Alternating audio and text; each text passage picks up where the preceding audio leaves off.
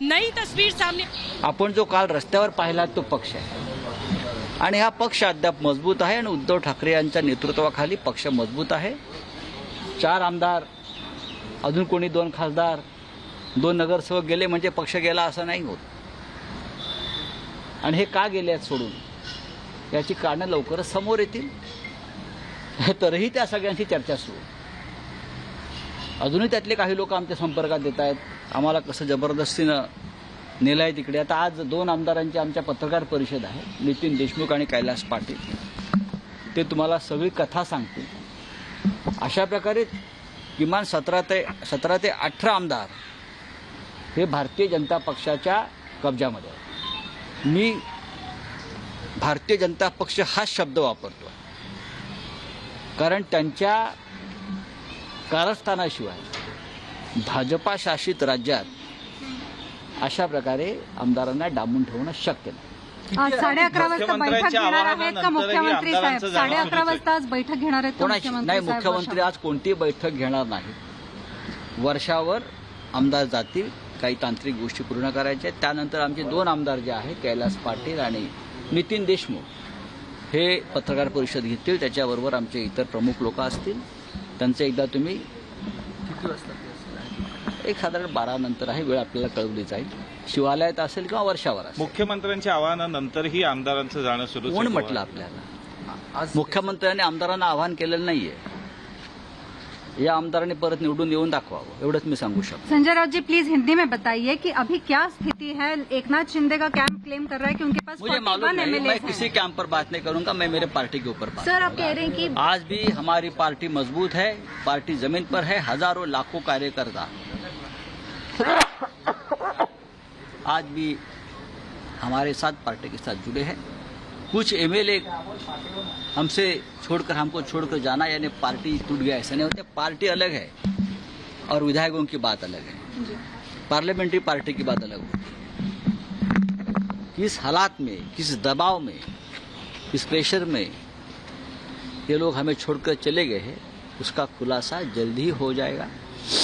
उद्धव जी ने कल जरूर आह्वान किया है कि आप आइए और बात करिए। मैं उसको बंडखोर नहीं मानता हूँ, जैसा आप कहते हैं, ये बेईमानी है।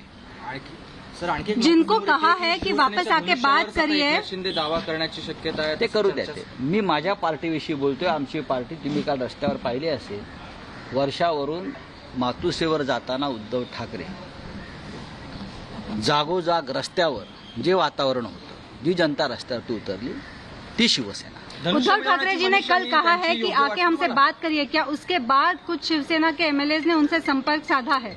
किससे? उद्धव ठाकरे जी से। उन्होंने जब कल कहा कि हमसे आके हमारे बात करिए। संपर्क में लगभग 20 विधायक है, मैं आपको बताता हूँ। और जब मुंबई में आ जाएंगे तो पूरा खुलासा हो जाएगा। आपने मेरे चेहरे पर देखा है, कोई तनाव है, कोई शिकंज है, कुछ नहीं है। इस प्रकार की जो संकट है, प्रसंग है, तूफान है, उनसे सामना करने का पूरा अनुभव हमको है। हम बाला साहब ठाकरे जी के साथ सालों साल से काम किया है, उद्धव जी के साथ काम किया है। सिर्फ हम बाला साहब के भक्त बोलने से नहीं होता है। जो भक्त बाला साहब का किसी प्रेशर में पार्टी छोड़ता है, ईडी के दबाव में पार्टी छोड़ता है, वो बाला साहब का भक्त नहीं हो सकता। हम है, हमारे ऊपर भी पूरे दबाव है। हमारा एक मंत्री 4 दिन से लगातार ईडी के ऑफिस में जाकर बैठ रहा है, उसने पार्टी नहीं छोड़ी। मैं और मेरे परिवार के ऊपर पूरा दबाव है ईडी का। हम आज भी ठाकरे परिवार और पार्टी के साथ रहेंगे और आखिरी सांस तक रहेंगे। क्या आपको लगता है कि इस दबाव की वजह से फ्लोर टेस्ट पे कुछ असर पड़ेगा? देखिए, जब फ्लोर टेस्ट होगी तो सबकी टेस्ट हो जाएगी। एनसीपी के कुछ कौन पॉजिटिव है, कौन नेगेटिव है, सबको पता चलेगा। सर, एकनाथ शिंदे ने कल ये कहा कि एनसीपी और कांग्रेस जो है वो शिवसेना।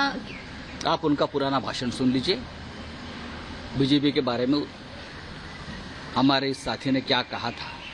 उनका कहना था कि बीजेपी की साथ छोड़ दीजिए, तो हमारे लोगों को बहुत अत्याचार कर रही है, छोड़ दीजिए। राउत साहब एनसीपी के नेता 4।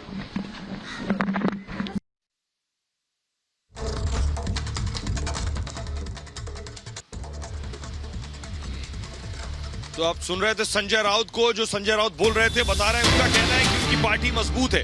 संजय राउत को अभी भी ये कॉन्फिडेंस है कि उनकी पार्टी मजबूत है, उनके पास पूरे विधायक हैं।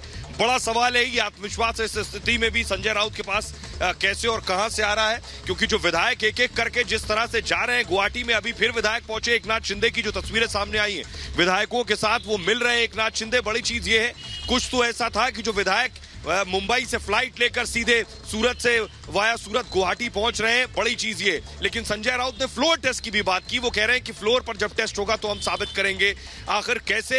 एक बात यह है कि क्या अगर संजय राउत फ्लोर टेस्ट की बात कर रहे हैं तो उद्धव इस्तीफा नहीं देंगे, वो भी इस इंतजार में है कि आइए विधानसभा आइए, फ्लोर टेस्ट के लिए यहां विधायकों को लाना पड़ेगा। मुंबई में विधायक आएंगे, उसके बाद यहां बहुमत परीक्षण होगा।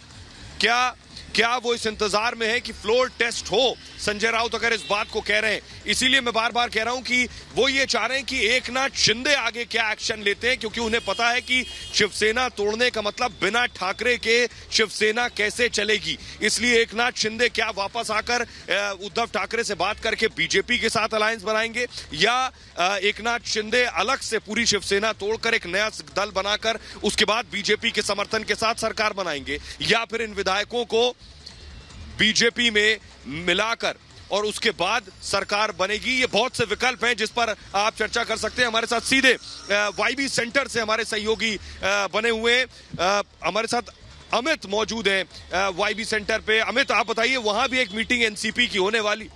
सुमित हमारे साथ है वाईबी सेंटर से।